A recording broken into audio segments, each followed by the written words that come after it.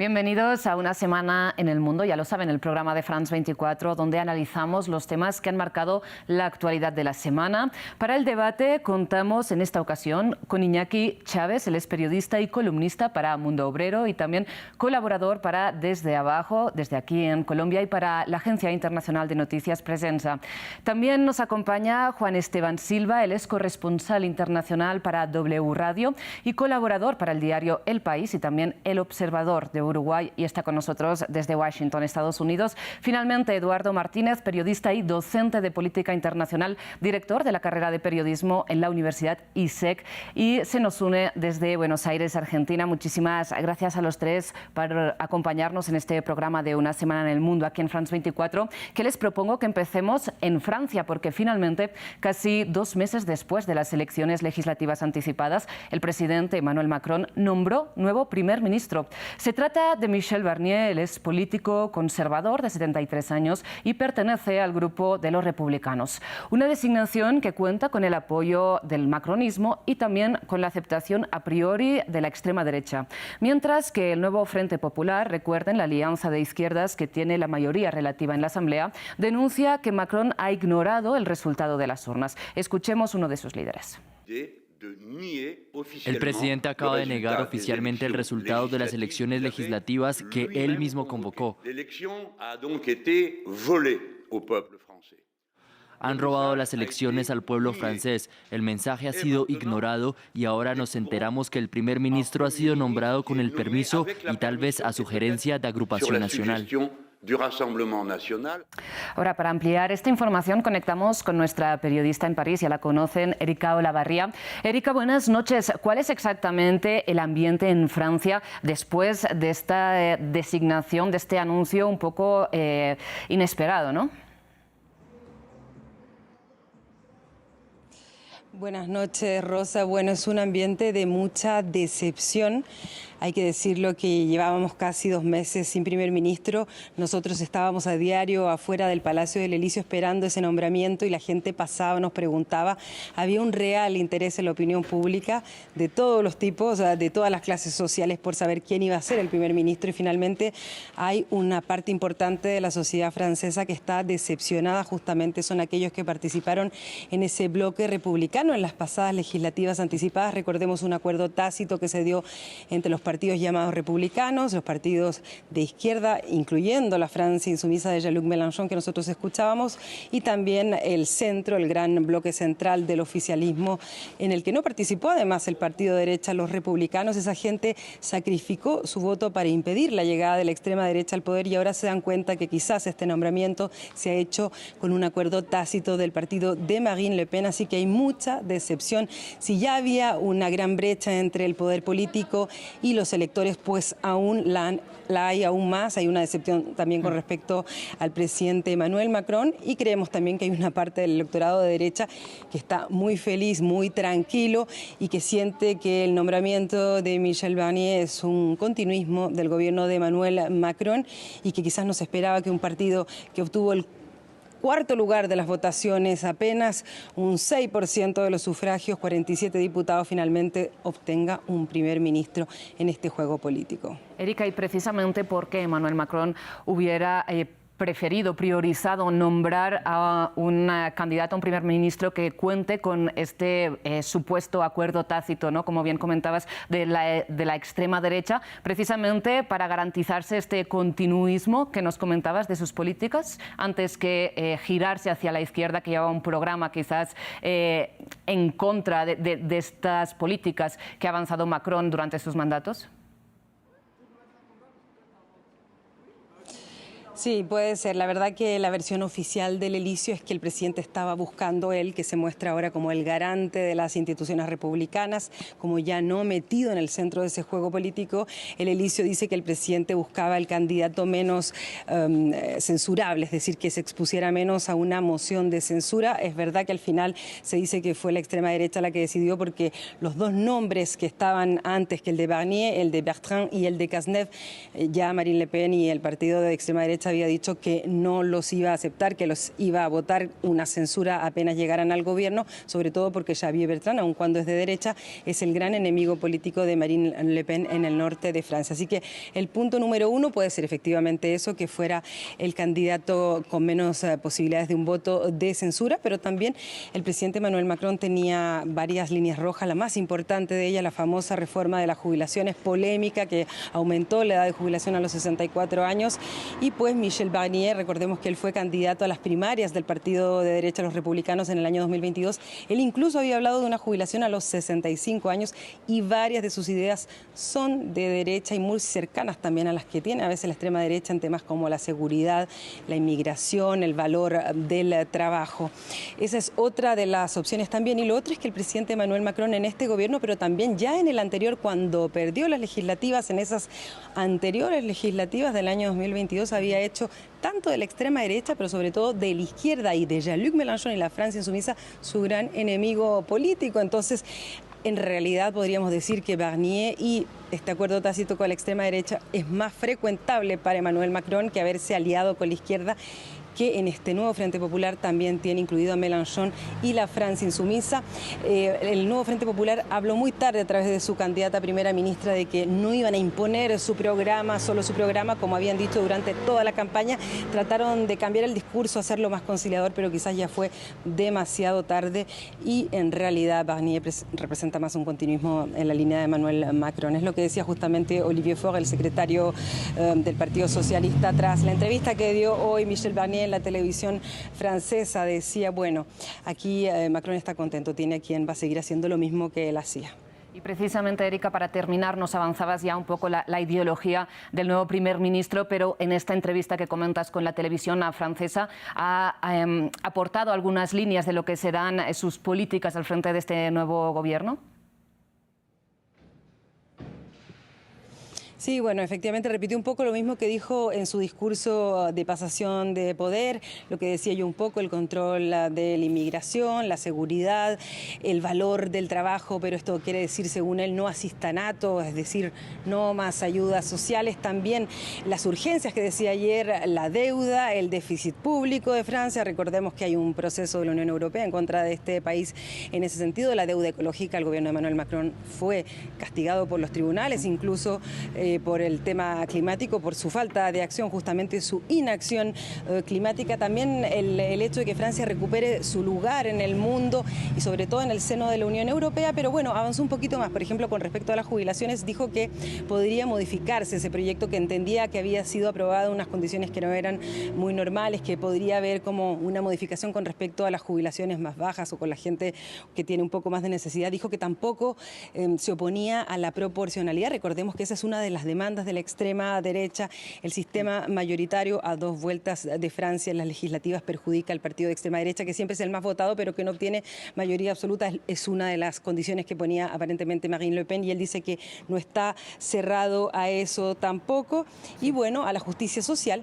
Recordemos que su gobierno va a ser un gobierno de unidad, que tiene que intentar incluir a la mayor cantidad posible de partidos políticos y de fuerzas políticas. Por lo tanto, justicia social quiere decir impuestos, que en realidad son las demandas más bien de la izquierda, sobre todo a las grandes fortunas y a las grandes ganancias. Así que más o menos esas son las líneas, la relación con el presidente. Dijo ahora el presidente va a presidir, el gobierno va a gobernar, intentando mostrar cierta distancia. Pues la presentadora de la entrevista le decía, usted sabe que el presidente Emmanuel Macron le gusta controlar todo. Él decía, bueno, un poco que iba a tratar de marcar esa distancia, pero que admira y respeta el cargo del presidente de la República.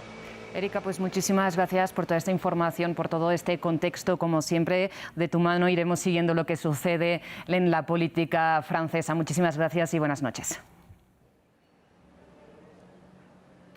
Iñaki, precisamente, no sé si quiere aportar algún comentario a su forma de ver esta designación del nuevo primer ministro en Francia.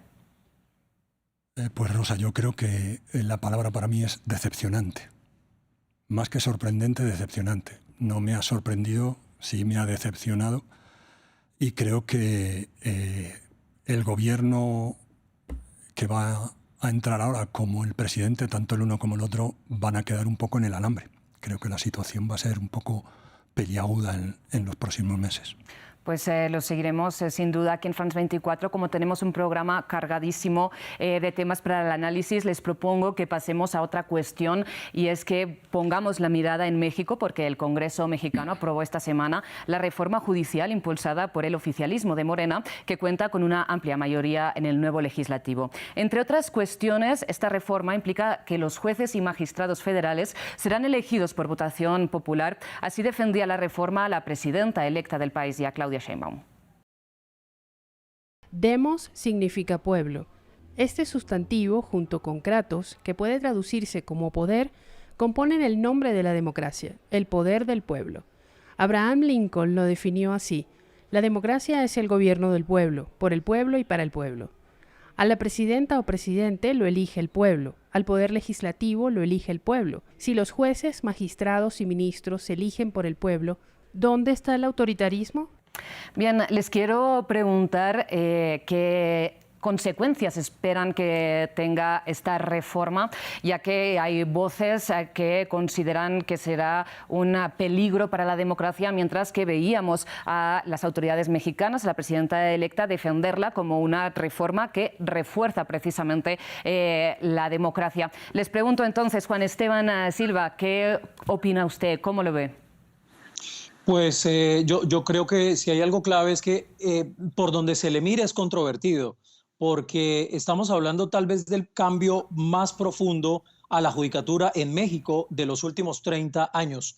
Yo creería que las críticas van por varios temas, pero por ejemplo, la elección, en mi opinión, por voto popular de magistrados y jueces del sistema federal, que son casi 2.000 personas a partir del próximo año, pues es un punto que para mí es absolutamente peligroso, riesgoso, porque, claro, la propuesta que está sobre la mesa es que esos poderes, el ejecutivo, el legislativo, el judicial, presenten las listas de candidatos sobre las cuales Sí. va a votar la gente, pero sí genera una especie de riesgo, en mi opinión, y de amenaza, porque en el actual sistema en México, recordemos que los ministros de la Corte Suprema, como se conoce a los 11 magistrados, si mal no estoy, en Colombia, por ejemplo, son 9, son quienes eligen a su presidente. Entonces, ese, por ejemplo, nos da un aviso, un campanazo de algo que puede ser, en mi opinión, bastante riesgoso. Esto, entre otros puntos. ¿Pero por qué considera que sería riesgoso en particular? A mí me parece que, por ejemplo, se está afectando un poco la independencia judicial. Yo pensaría que mantener la manera en la que se está eligiendo a los juristas que integran a la Corte Suprema, pues debería mantenerse tal como está. Esa es mi perspectiva. Yo creo que también, por ejemplo, disminuir los tiempos de mandatos de jueces y ministros también podría afectar. En el caso de México se contemplan, entiendo, 2 elecciones. Una extraordinaria, que sería en junio de 2025, y la segunda en el año 2027. Y yo personalmente creo que la elección de jueces por voto directo, lo que en mi opinión puede generar es una politización de la justicia, porque en vez de aumentar, en mi opinión, la independencia, a lo que me preguntabas, la transparencia de los jueces, va a favorecer, sí, a una selección puntual de los candidatos. Entonces, pareciera que quedan a un lado los méritos, los ascensos por mérito y las habilidades profesionales. Eduardo Martínez, ¿cómo lo ve usted? Hay que ver el contexto. En cualquier otro país, uno podría llegar a interpretar que esto es un avance de la política sobre la justicia. Pero pensemos que la situación de México y su vinculación de jueces con el narcotráfico, algo parecido ocurrió en los últimos años también en Ecuador, lleva a que el presidente también piense que no se puede seguir con el mismo sistema judicial que se tiene ahora. Se tiene que hacer una renovación y la elección de los jueces tiene que venir de otro lado del que venía, ¿no? Es decir, sí, ve a un sistema judicial extremadamente comprometido, muy comprometido sobre todo con el narcotráfico. Y en esto el presidente López Obrador lo apuesta todo, porque él lo plantea como la cuarta transformación, sí, de México en toda su historia, ¿no? La, sí, independencia, la época de la reforma, la revolución con Zapata en 1910 y esto. Sí. Es decir, lo están planteando realmente como un cambio absoluto. ¿Hay temas preocupantes? Claro que sí, pero es cierto que México tiene particularidades que hay que observar, que no hay que cortar este tema con la misma tijera que se haría en otro país, porque el problema del narcotráfico, la vinculación con el poder judicial, con el poder político, con el sistema policial es realmente preocupante, y lo que están buscando es una solución justamente a todo esto. ¿Y no hay riesgo que en el marco de una campaña electoral precisamente los poderes económicos, sean legales o ilegales, entren a buscar influencia a través de la financiación? Yo personalmente creo que, mire, le Perdón, quiero citar... No tengo retorno en este momento de ustedes. Ah, de acuerdo. Ahora solucionamos esto, Eduardo. Continúe, Juan. ¿Me escuchan? Sí. Yo quisiera simplemente citar, por ejemplo, algo que dice la Embajada de los Estados Unidos en México. Ellos hablan de riesgo mayor para la democracia. Human Rights Watch, por ejemplo, aquí en Washington, la propuesta socava la independencia judicial, la privacidad y la rendición de cuentas.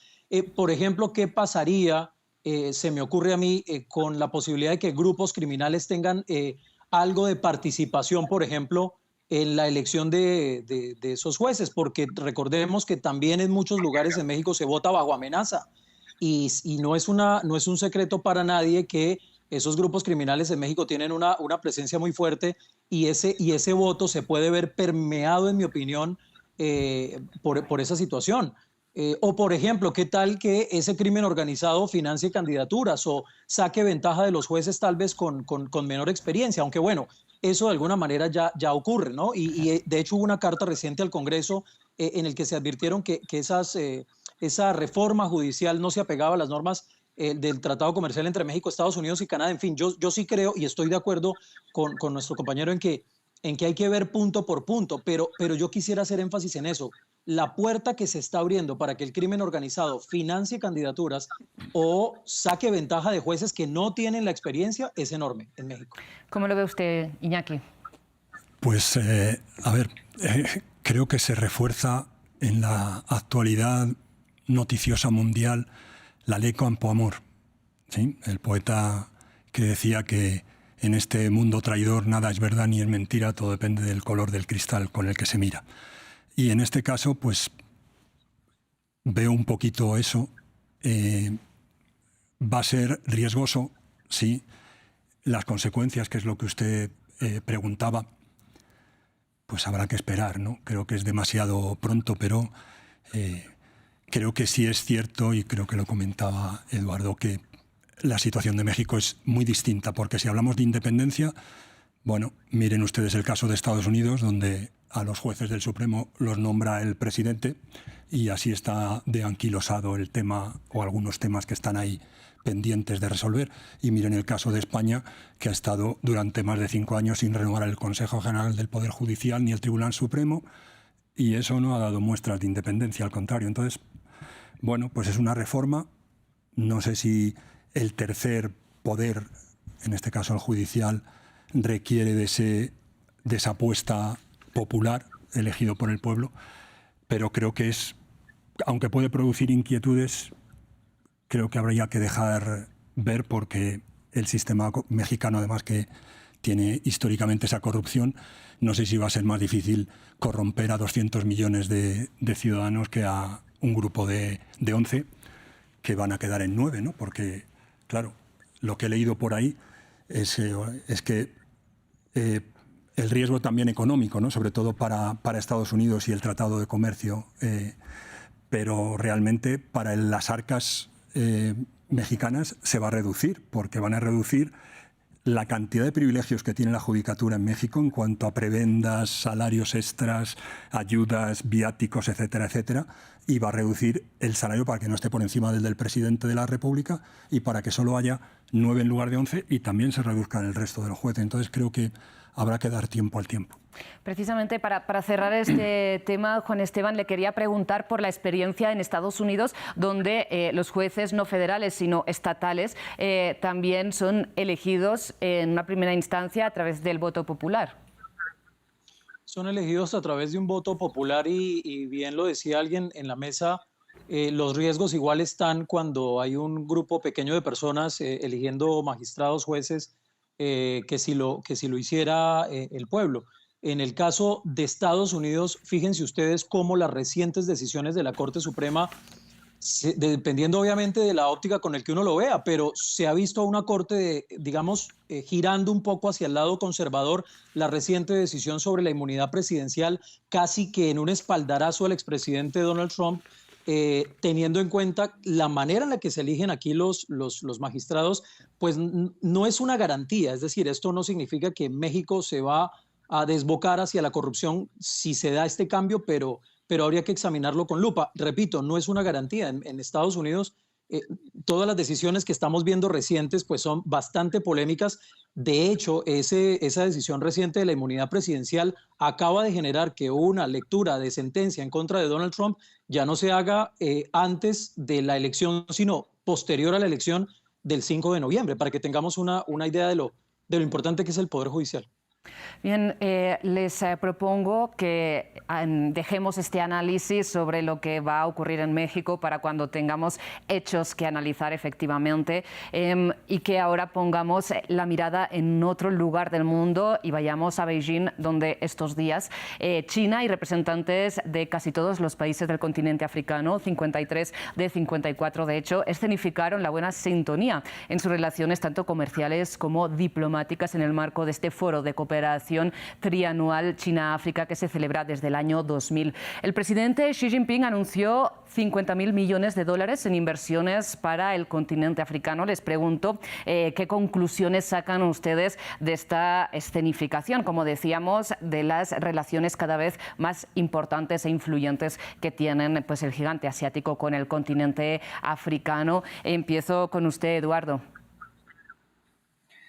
Bueno, primero hay que decir que la relación de las grandes potencias con África ha sido siempre negativa, ¿no? Y por eso quizás en este caso es una relación innovadora. Así inclusive lo entiende Antonio Guterres, el secretario general de las Naciones Unidas, que está apoyando esta ayuda. Uno piensa en el siglo XIX y cómo Inglaterra, cómo Francia mismo, Portugal, Alemania, Italia avanzaron sobre el continente africano y hubo realmente saqueos, hasta han regalado un país completo a un rey, ¿no? Al rey Leopoldo de Bélgica le regalaron el Congo, ¿no? Esta era la relación que había entre las grandes potencias y África, un territorio totalmente olvidado por la comunidad internacional, donde tiene sus propios incendios y las potencias prefieren que se apaguen solos y no ayudar. En este caso, China invierte muchísimo dinero, no solamente para infraestructuras, para temas de energía, también en temas militares. Hay 141 millones de dólares que van para militares, para financiar el apoyo a entrenamiento de policías y militares, por ejemplo, pero se vio muy bien hasta ahora en las Naciones Unidas, ¿no? La verdad que creo que el resto de las potencias no tiene mucho para decir, no ha hecho mucho por África. De hecho, ha hecho todo lo contrario. La mayoría de los países africanos se han independizado 60 después de la creación del Comité de Descolonización de las Naciones Unidas, y lo que hicieron fueron retirarse, fugarse, salir corriendo, dejando países desorganizados y saqueados. Es decir, que me parece que aunque la relación China-África no resultara de todo bien en el futuro, nunca se va a comparar con el saqueo y el desastre que han generado las potencias en esa región en el pasado, ¿no?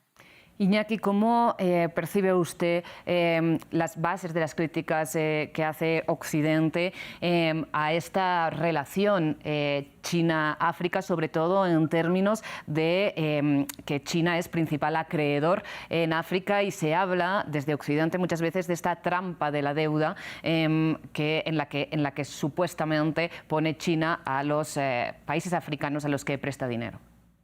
Yo en este caso de la cumbre China-África, que es curioso ser una cumbre, un país, aunque sea el gigante asiático, un continente, pero veo tres aspectos destacables.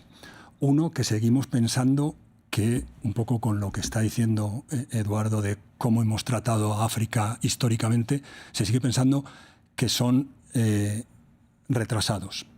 No solo retrasados en desarrollo, que se podría cuestionar el término desarrollo, sino retrasados mentales que necesitan la protección de otros países y que China lo que va a hacer es abusar. Entonces creo que más de lo que se ha abusado en estos años de independencia va a ser difícil.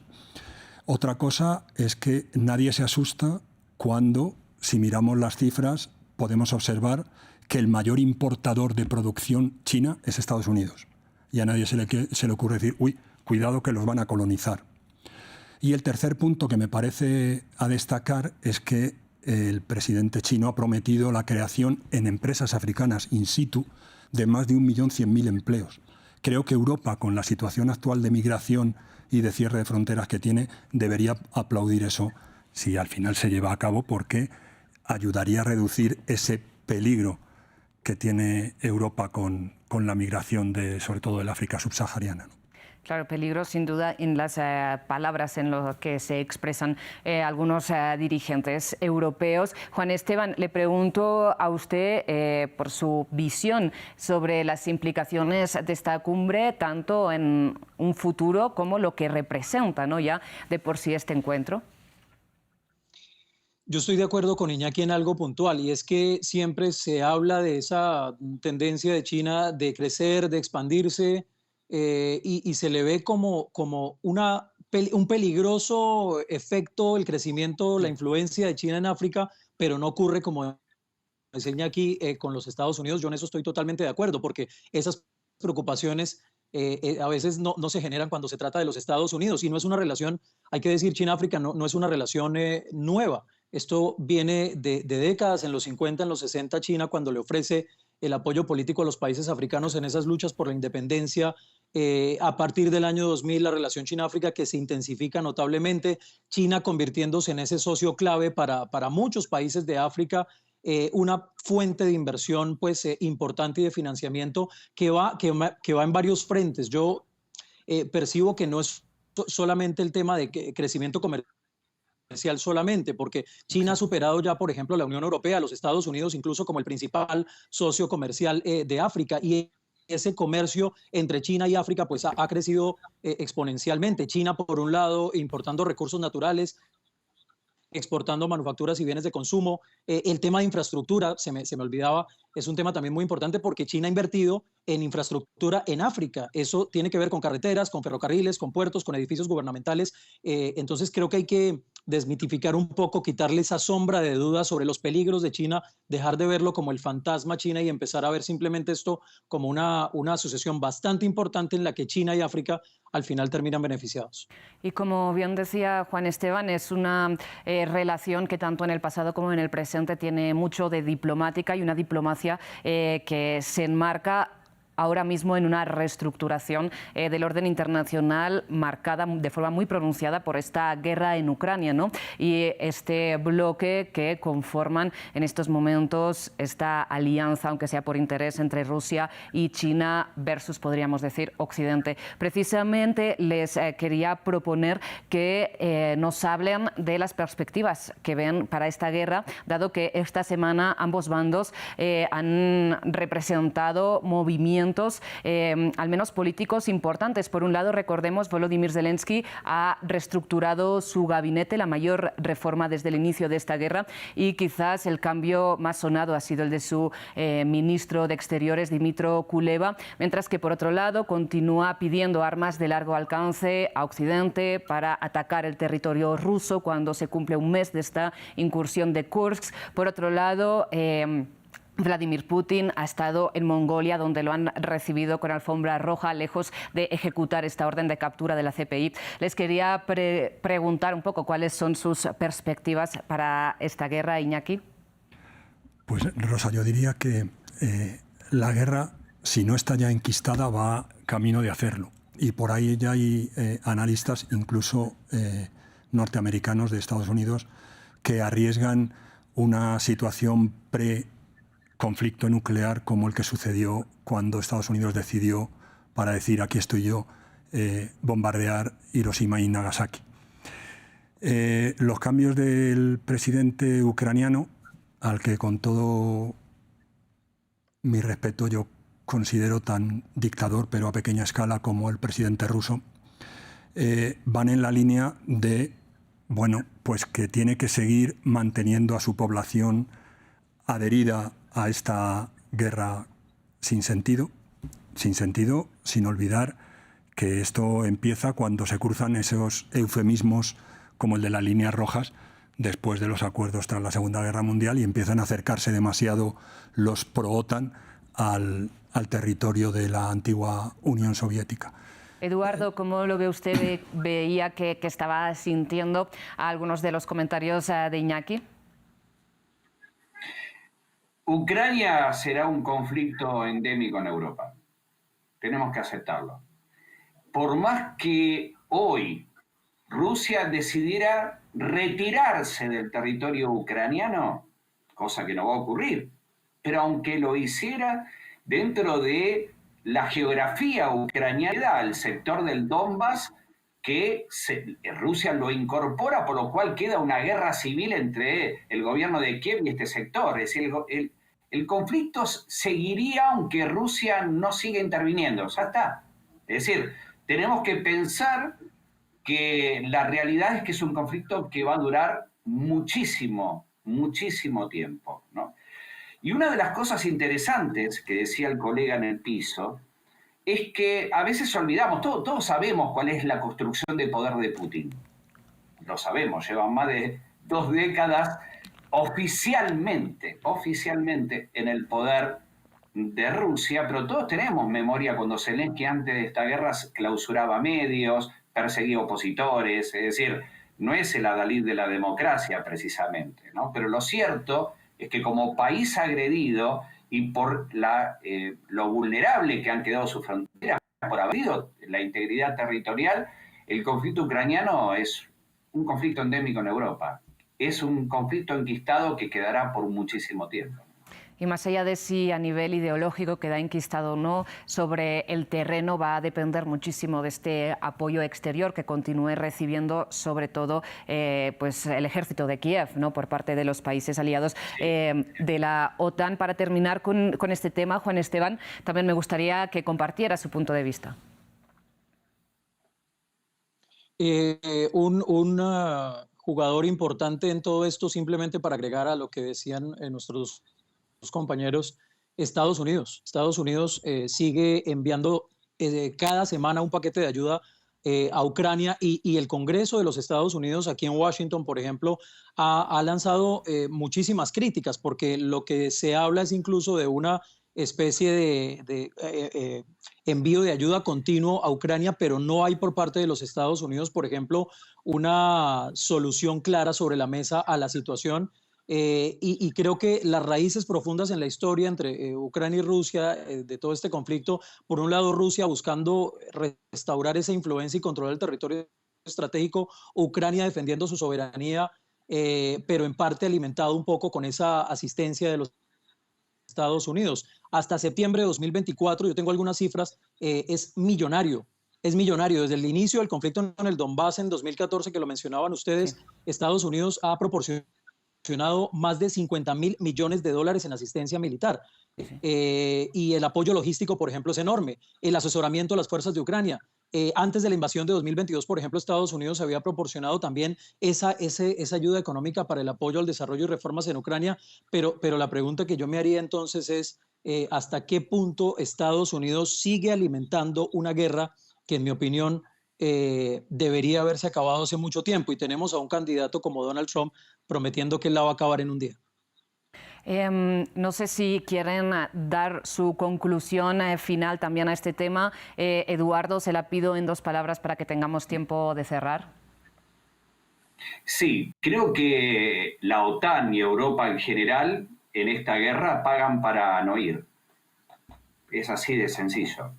Porque saben que la incorporación de Ucrania a la OTAN generaría que enorme cantidad de países entran en el conflicto. Hoy se apoya no solamente la idea de Ucrania, se paga por no ir.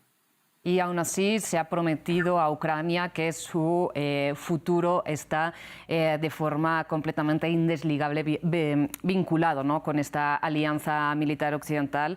Iñaki, para terminar. Una pregunta solamente, dejaría yo en el aire. ¿Quién es quien más se beneficia con la guerra en Ucrania? Esta es una pregunta que abriría sin duda todo otro debate. Lamentablemente en esta ocasión nos quedamos sin tiempo para comentar lo que está sucediendo al interior de la política israelí y cómo está influenciando esta situación interna a las conversaciones para un alto el fuego en la Franja de Gaza, donde, recordemos, el ejército de Israel ya ha matado a más de 41.000 personas. Sin embargo, como decíamos, nos hemos quedado sin tiempo en esta edición de Una Semana en el Mundo. Lamentablemente, seguro que tendremos la ocasión de volver a comentar este tema en el siguiente programa. Les agradezco muchísimo a los tres que hayan participado, que hayan estado con nosotros esta noche. También aprovecho la ocasión, como siempre, para agradecer a todo el equipo técnico y al equipo de producción que hace posible esta y todas las emisiones de France 24, y a ustedes también les agradezco por su atención. Ya regresamos.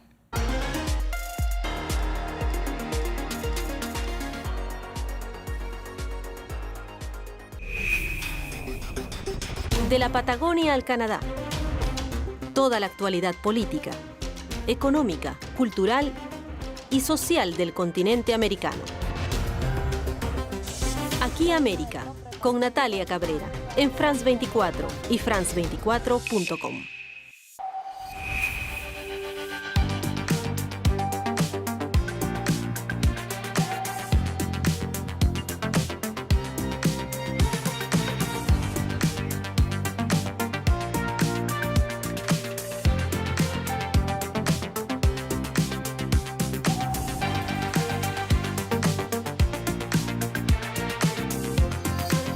France 24, la economía día a día. Liberté, égalité, actualité.